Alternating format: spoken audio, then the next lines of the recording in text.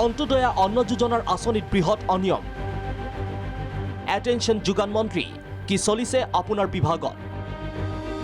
দুখীয়াৰ পেটৰ ভাত কঢ়া কোন এই সুলভ মূল্যৰ এজেণ্ট এফালে চৰকাৰৰ শূন্য সহনশীলতা আৰু আনফালে চৰকাৰী চাউলৰ মুকলি বেহা দৰিদ্ৰ সীমাৰেখাৰ তলৰ পৰিয়ালৰ বাবে ৰাজ্য চৰকাৰে কেইবাখনো কল্যাণকামী আঁচনি ৰূপায়ণ কৰি আহিছে তাৰ ভিতৰত অন্যতম হৈছে ৰাষ্ট্ৰীয় খাদ্য সুৰক্ষা আইন 2013ৰ অধীনত অন্তোদয়া অন্ন যোজনা কিন্তু কেন্দ্ৰীয় চৰকাৰৰ এই অভিলাষী আঁচনি যেন এতিয়া একাংশ সুলভ মূল্যৰ এজেণ্টৰ বাবে হৈছে টকা ঘটাৰ সহজ মাধ্যম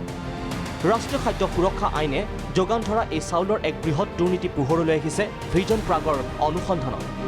দুখীয়াৰ বাবে অহা এই চাউলৰ সিন্ডিকেটৰ বিৰুদ্ধে ভিজন প্ৰাগৰ সাংবাদিকে চলাইছিল এক অভিযানকালত ঢকুৱাখনাৰ ঘিলামৰা সমবায় সমিতি লিমিটেডৰ চিনাই গোহাঁই চৌখাম চুকৰ সুলভ মূল্যৰ দোকানৰ সমবায় এজেণ্ট কুশল গোহাঁইৰ পুখুৰীত অন্তোদয়া অন্ন যোজনাৰ 36 বেগ চাউল পেলোৱাৰ ভয়ংকৰ তথ্য উদ্ঘাটন হৈছে জানিব লাগে মানে কেলে ঘৰখনত তেওঁ মুৰব্বী হৈ আছে যেতিয়া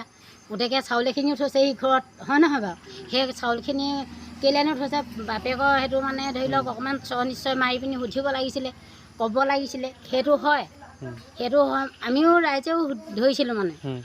তেনেকৈ তাৰপিছত ধৰণে তেতিয়া দেউতাকে কৈছে যে মই ল'ৰাটোক কৈছিলোঁ কিন্তু পুতেকে এতিয়া কি মাত দিলে নিদিলে আমিতো সেইটো নাজানিম সেইটো চাউলখিনি মুঠতে পেলাই দিলে বুলি দেউতাকে কৈছে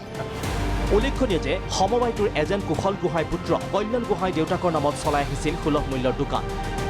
ভুৱা ৰেচন কাৰ্ড আৰু মৃত লোকৰ নামত ৰেচন কাৰ্ড বনাই আত্মসাৎ কৰিছিল শ কুইণ্টল সুলভ মূল্যৰ চৰকাৰী চাউল সমগ্ৰ লুণ্ঠনৰ খবৰ পোহৰলৈ অহাৰ পাছত ঢকুৱাখনা মহকুমা প্ৰশাসনৰ সহযোগত যোগান বিভাগে লুণ্ঠনকাৰী এজেণ্ট কুশল গোহাঁইক নিলম্বন কৰি সমবায় এজেণ্টটো চিজ কৰে আমাৰ চেনাই গাঁৱৰ যিটো আমাৰ SDO ছাৰৰ আদেশ মৰ্মে আমি তদন্ত কৰিছিলোঁ যিটো এজেণ্ট কুশল গোহাঁই তেখেতে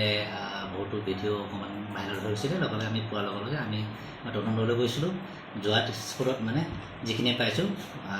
সেইখিনিৰ লগে লগে মই ৰিপৰ্ট দিছোঁ ইয়াৰ পিছতে SDO ছাৰ মৰ্মে ছাছপেণ্ড কৰিছে আমি অব্যাহত ৰাখিছোঁ মানে চাউল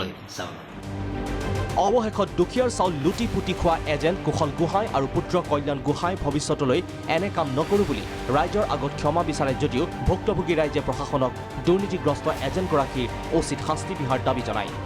ঢকুৱাখানাৰ পৰা লিখন গগৈ ৰিপৰ্ট ভিজন প্ৰাগ